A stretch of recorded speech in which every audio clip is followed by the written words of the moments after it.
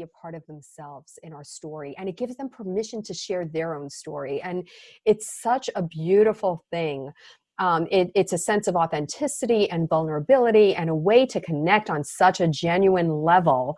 And it makes us just lean into the humanity with all of our uniqueness and all of our imperfections, and really stand in our truth and realize when you stand in your truth, you are standing in your power, because I'm convinced you can't show up as who you truly are until you are able to step into your truth fully. And that's really what Brandon's book is about. Like, that prompted him to share his story about standing in your truth. And that is what enables you to elevate your mindset and realize how much you are capable of. And I think standing in your truth is such a powerful one. And I think of it as well as there's so many things that block us from doing that. Like, and usually involving the ego, right? That we grow up with, and we're taught, we learn embarrassment somewhere. I've learned embarrassment for my whole life. And it feels like only now I'm starting to try and peel back the layers through things like creative outlets and, dance classes and everything. How can I get okay with being embarrassed? It's just a thing, and that's fine, and I can step through it. So I think we all kind of build up these blocks, and then we end up having to just peel them away, if we're lucky, to actually reveal our power. But it seems like a long, difficult process sometimes. So how would you say, if someone is really feeling blocked to their power, and it's a tricky question, but because it depends what's blocking them, but how does someone start to actually step into their power, let's say? I would say look at every interaction you have as a way to enhance the good in others. So I think if we start living our life through a heart of service and giving, rather than approaching interactions as a way of getting something, then it really gives us this beautiful sense of impact. And we all are capable of making such tremendous impact on the world, one interaction at a time. And I think the more you do that, and the more you are of service and help other people feel seen, heard, understood, and connected, then it really, it builds your social tank, so to speak. You know what I'm saying? It fills your cup. It enables you to see, wow, I'm really making a difference, in these different lives. And I think that's how we begin to really get a sense of what we are made of and what we are capable of, just by serving and giving. And it all comes back tenfold. Yeah, that's hugely powerful. I have one more interesting question soon, but Nina, did you have anything right now? No, I was going to ask another question, so go ahead. I feel like this is a tough one, and it's something that I think about a lot, and I see people struggling with in the world of social media.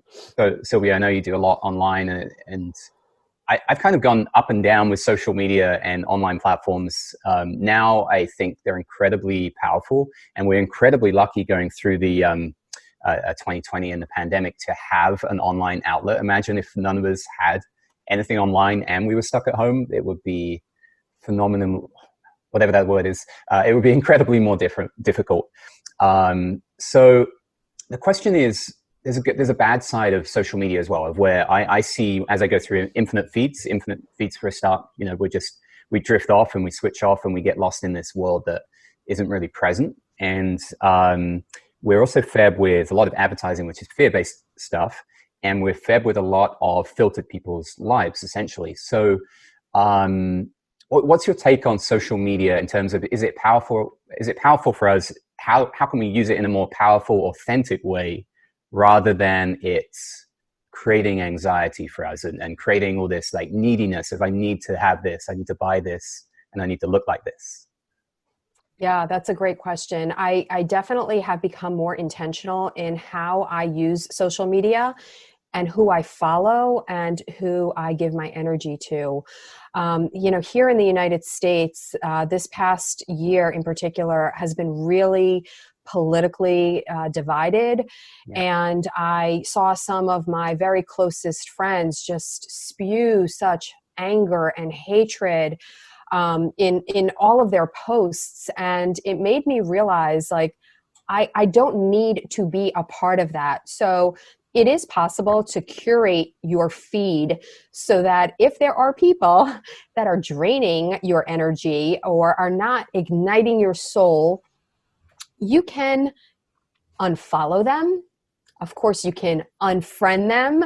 You don't have to be drawn into that. So I really have learned to use social media in a more curated way with intention. And there are plenty of people that, want you to be part of their online groups. And I have learned the power of saying no. Not everything is going to be for me. And the way I say no is, you know what, I'm so sorry. I'm involved in so many projects. I don't have the bandwidth to do this at this point. And that to me is like, you know what, I'm not rejecting you. I'm just letting you know that my time is limited and this isn't for me right now. So yeah, I would say definitely be more intentional and show your kids how intentional you are in the social media that you consume and how you consume it. And discover platforms that serve you. So for me right now, the new social media app of Clubhouse, which is an audio only app, is amazing because we're getting to know each other the old fashioned way through spoken word and conversation and active listening and beautiful communication. Yeah. So that to me is so much more effective than just scrolling through and, seeing how many likes there are and, going through all the negativity that clearly exists on other platforms. Mm-hmm. Yeah, that's awesome. Thank you. So I wanted to take the conversation back to one of your talking points that you sent us about how to help people get out of their comfort zone and risk. And maybe you could speak to how you can create that environment for your kids and how can someone do that for themselves? Like, how do we, toggle between the comfort zone and the edge? And then maybe when it's you stretch too much, like, how do you get out of your comfort zone, take risk that is healthy? Yeah, it could be done in a few different ways. So for me, it's as simple as when I take my morning walks, I challenge myself to find new things in nature, new birds, new flowers, new things that I observe, or even change the path that I usually take for my morning walk. I mean, that is like a little challenging thing that you're getting yourself out of the norm. And the norm is really where the comfort zone exists. So it could be as simple as doing that, or when you're taking your shower, for a few seconds, putting on really cold water and making yourself uncomfortable. It changes your entire physiology and you feel like $1 million afterwards. The challenge that I present to myself is trying to connect with one new person every single day. That's not an easy challenge. I mean, I'm not naturally extroverted. I feel like I'm extroverted when I am around people that draw that out in me, if that makes sense. Like those that ignite my soul and energize me make me extroverted. But for me, it's a challenge to just put myself out there and face rejection by reaching out to a new person each day. But it's so easy to do. Like on LinkedIn, you could totally do that. Of course, you could do that on Facebook and Instagram. And on Clubhouse, the way to do that is to literally enter rooms where you don't think you belong. And those, could be like small, intimate rooms where you don't know a soul in that room, or it could be a topic that you may not be an expert in. But the fact of the matter is, we all have insights and perspective and value to offer. So why not put ourselves in situations that create an opportunity to leap out of our comfort zone? And then the other thing is just, challenging yourself to try a new activity or even a new recipe or a new food, something that is just out of your zone of comfort. Anything that is new, I think gives you an opportunity to just build that muscle of resilience and resourcefulness and grit. And I just feel like we could all do it one little step at a time. Yeah, that's great advice. Great advice. And it reminds me of something recently of someone saying to me, like, I don't like change.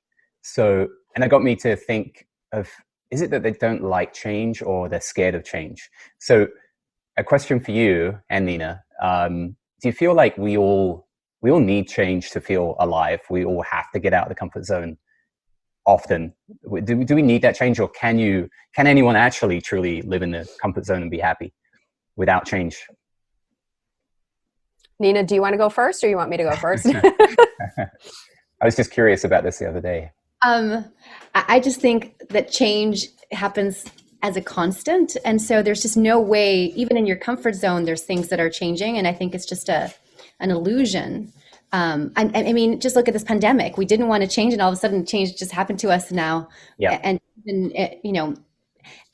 being at home is out of people's comfort zones. And so I think that you do get thrown out, but I like the intentionality of taking control of how you want to experience change.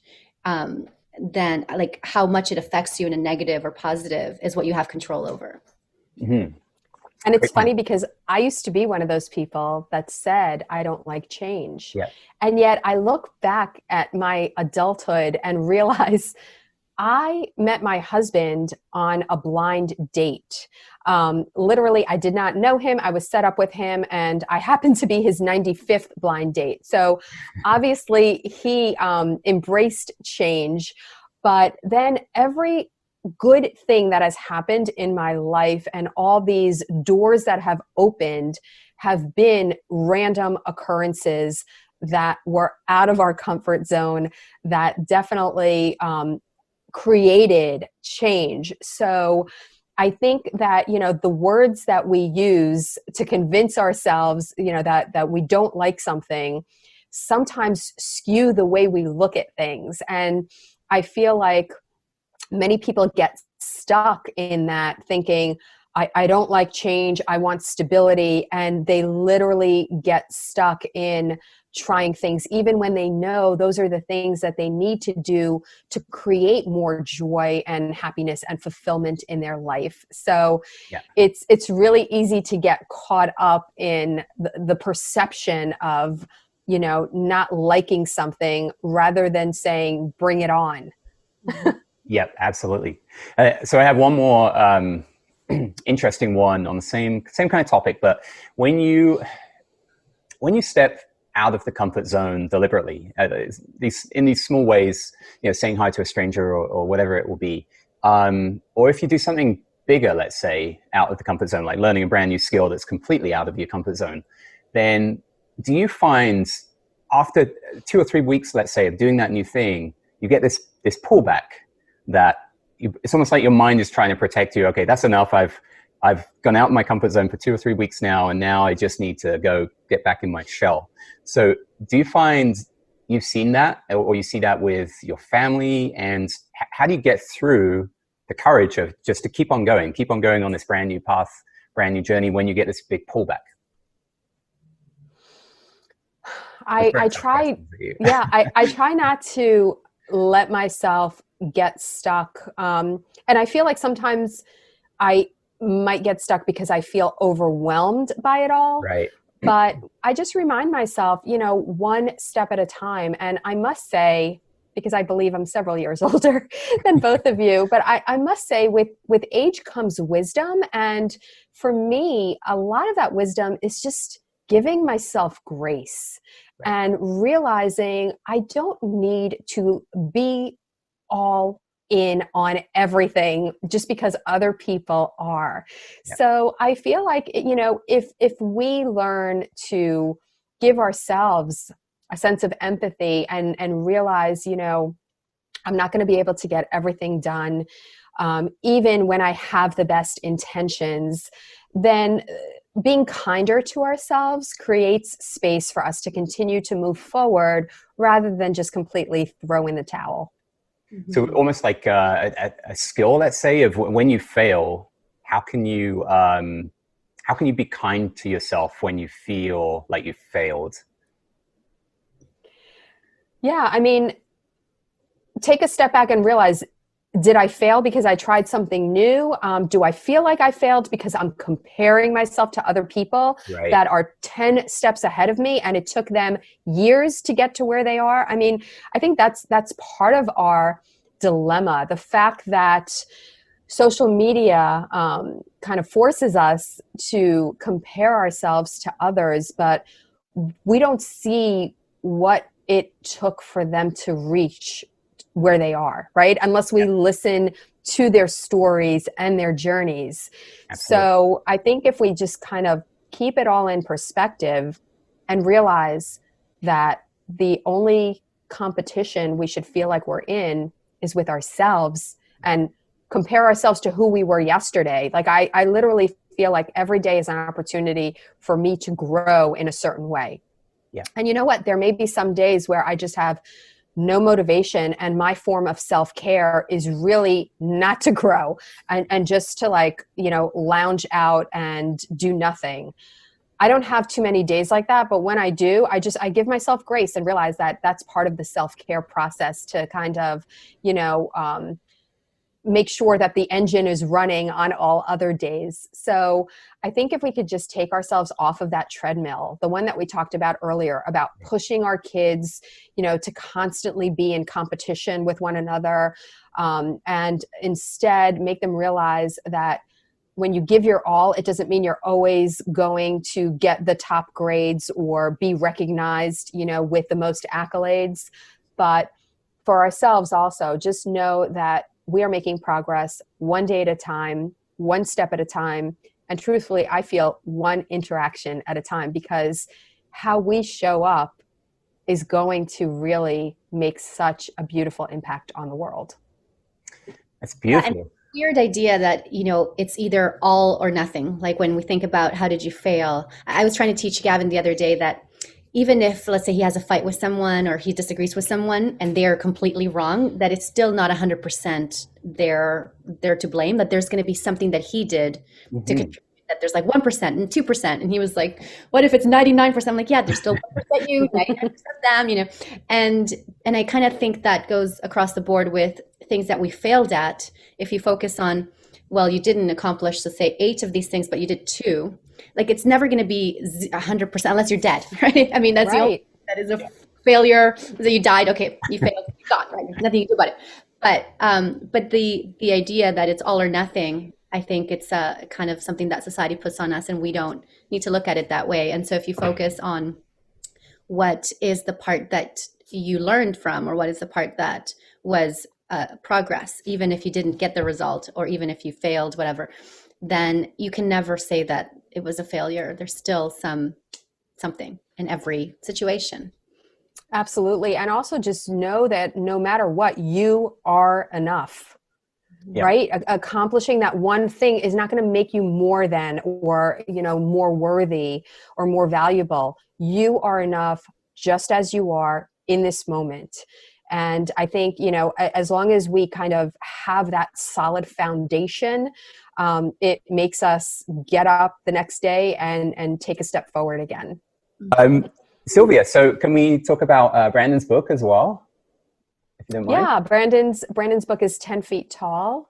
He published it when he was 19 years old. And what really is funny is that he wasn't a huge reader when he was going through school. But what I realized is he wasn't a huge reader of what was presented to him. But he definitely is a passionate, lifelong, curious learner. And the book is pretty much of a quick read, but it basically captures all of the life lessons that he's learned through his journey so far. And it's a great book for, I would say, ages 12 through adulthood. Wow, that's amazing. Yeah. I love that. And I guess finally, what are you working on this year? Like what's your dream, your vision this year for you? What are you trying to create? And then we'll add the links to people to how they can get hold of you as well.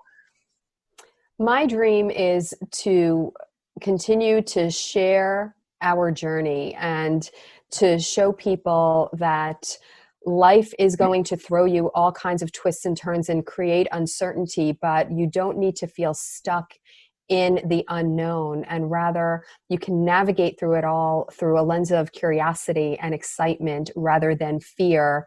And so as a speaker, I am really passionate about sharing the story and the different tactical tips with audiences ranging from youth to adults in all walks of life, because I feel like it's a universal message of how to innovate your own solution and create opportunities to find your higher purpose. That's beautiful. So I have a question that's a weird question, but Okay. I thought I asked it. What is a question that you wish more people would ask you, Sylvia? Ooh, good question. Ooh, that's a good one. I've never heard that one before. I know, that's a really good one. I would love for people to ask me, what would you have told your younger self? Right. And please answer that. I knew.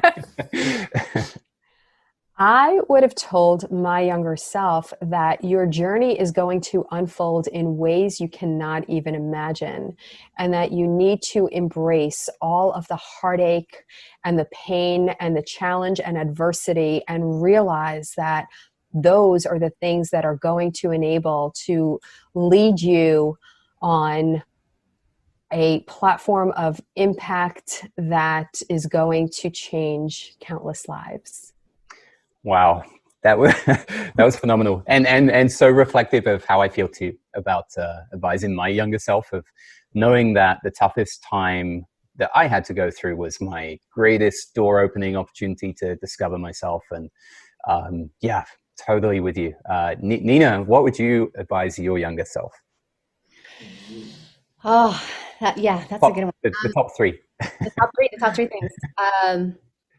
I think I would tell my younger self to just learn to love myself and let go of the negativity. And the other thing I would say to myself, my younger self, which I'm saying to myself now all the time, is to learn to see yourself through the eyes of the people that really believe in you. So people that really believe in you, like, see yourself better, I think, sometimes than you yourself do, with all your negativity bias or everything that sometimes you tell yourself. And so if you can learn to kind of get into behind their eyes and see yourself through their eyes, you can, see another side of you. And I think that would be really helpful. Yeah. Wow, that's beautiful. Beautiful. So powerful. Sylvia, how can people get hold of you? Your best link. I know you're on LinkedIn. Is that the best way to get hold of you? Yeah, LinkedIn would be just my name, Sylvia Farbstein. On Facebook and Instagram, my page is Speak Beyond Words. Speak Beyond Words? Okay, great. Speak Beyond Words. So I'd love to connect with people there. And on Clubhouse, my favorite platform, awesome. I am at Sylvia Farbstein. And those that would like to know more about Brandon and his speaking career and his journey, his website is brandonfarbstein.com, and his book is available on Amazon. 10 feet tall. Awesome. Thank you so much. Yeah, this was great. Like, a lot of topics really close to my heart, and parenting as well. And how can we help kids, like, at that deeper, younger level, before you go off on this crazy journey to lose ourselves, and how can we help people earlier? So, Sylvia, thank you so much. Nina, thank you. Oh, it was great. Yeah. I think the bottom line is, it's those parents that are evolved that are going to be able to help their kids. You know what I'm saying? Like, yes, if you would have asked me 10 years ago, I would have no idea. Like, I felt so helpless because I didn't have this toolbox of, personal development skills that I have worked so hard at these last 4 years. Yeah. So it's, it's an inward journey that parents first need to take, and then they'll be able to walk their kids through it. But you guys are in an amazing position because you've discovered it at an earlier point in your life, and you'll be able to help your kids at a younger age navigate through life in such a beautiful way. Absolutely. I really feel, I realized maybe a few months ago even, I'm not sure why it took me so long, that everything we were learning, it impacts everyone around you. Like every stranger that you meet in a coffee shop even, like the way you show up and your energy and your personal development affects everything and everyone around you, and your kids and their kids one day. And it's incredible, the power of just one person changing. All right, Sylvia, thank you so much. This was great, guys. Thank Yeah, you. awesome. We'll talk soon. Have a great day, everybody. Take care. Have a great day. All right. Bye.